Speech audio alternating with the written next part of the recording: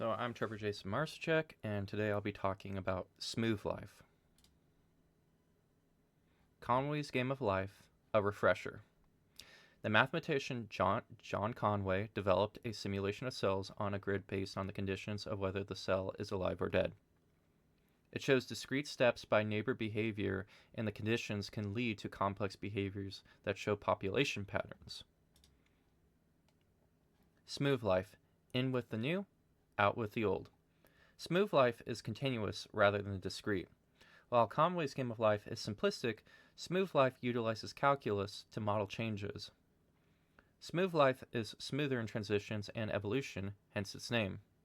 Smooth Life is more fluid and organic in its patterns. What do you need to know? Over here I have an excerpt that describes Smooth Life and everything that is required for computer implementation. The cells are generated as disks with finite sizes. A function with a continuous domain for time determines whether the cell is alive or dead. That function can be found right over here. The first integral, the inner filling, which is described over here, determines how alive the cell is. M ensures whether the cell is alive or dead, and R subscript I is the radius of the cell. So this describes the cell's behavior, or more or less its shape. The second integral, the outer filling, is a ring shape that describes the neighborhood. N normalizes these factors, and R subscript A, outer radius, is 3 times the inner radius, which we've seen before in Conway's Game of Life, where it's a 3 by 3 for the neighborhood. What do you need to know? Part 2. Aliasing. Aliasing can occur in this program, and it can cause a lot of issues. So anti-aliasing is mentioned up here in the excerpt. Anti-aliasing, smoothness of the cell and neighborhood boundaries prevent sharp transitions. Sigmoid functions. These are sigmoid functions. The sigmoid functions create smooth transitions and states for the cells using parameters. Smooth time stepping. Time steps are continuous rather than discrete. What is the goal? The goal is to track the cell's population through a steady state and observe how it remains steady and around what population. The first part of the code. So of course we import our libraries. We have a grid size of 100. We have our radiuses described. We have our birthing interval. Our birthing interval initially starts at 0.8 to 0.9. And our death interval is 0.1 to 0.2. We have our sigmoid widths, as mentioned before. N, which is the smoothness for neighborhood transition, is 0.05, and the smoothness for cell transition is 0.2. Our time step is 0.1, and we're going through 15 iterations. First, we initialize the grid, then we mathematically and program-wise describe what was mentioned before. The inner filling.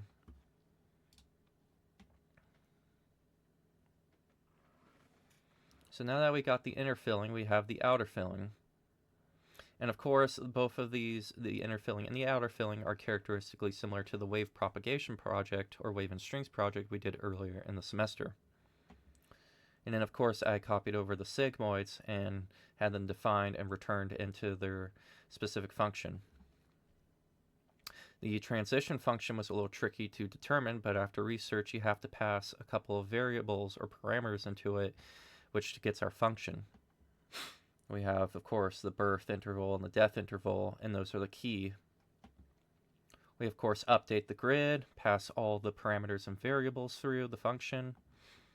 We have our cell live count, which is displayed, and we have the update of the frame. I decided for the CMAP to use a Veritas. I originally was going to use binary, but Veritas is a little bit more colorful, and I thought it would enhance the experience for all of you. Final part of the code, I've been over a lot of the stuff, and then of course update the frame, make sure everything's labeled, have your titles set, and then plot show. So I'm going to go over 3 trials and show you guys.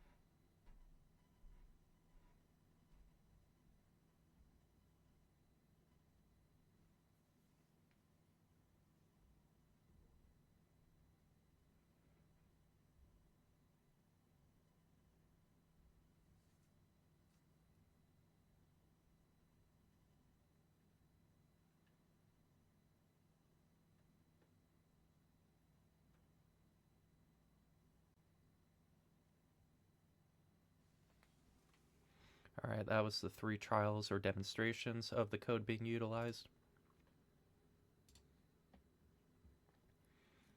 So the data from the trials. The data of the 3 trials. Initially, I tried to use a graph, but there wasn't any in the Microsoft presentation library. I'm unsure why, but I decided to use tables instead.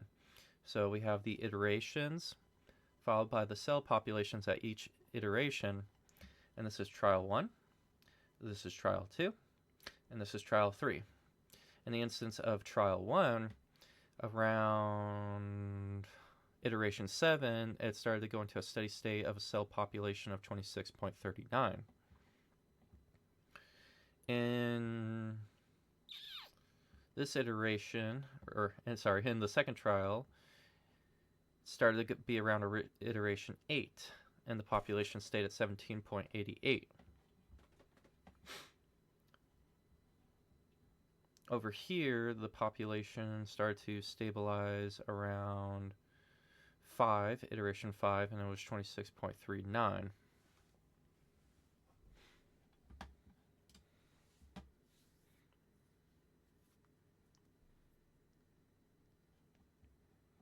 The range for the steady state of the population of cells ranged around 17.27 alive cells. Incidentally, the iteration range for steady state appears to be somewhere between 5 to 8. Although I was not intentionally looking for this, I thought it was somewhat interesting. And of course, with the population of cells, just round and you'll get more accurate instead of the decimal point. Not sure why it displays as a decimal point, but that's alright. Anyway, I think that's everything, and I hope you enjoyed my presentation.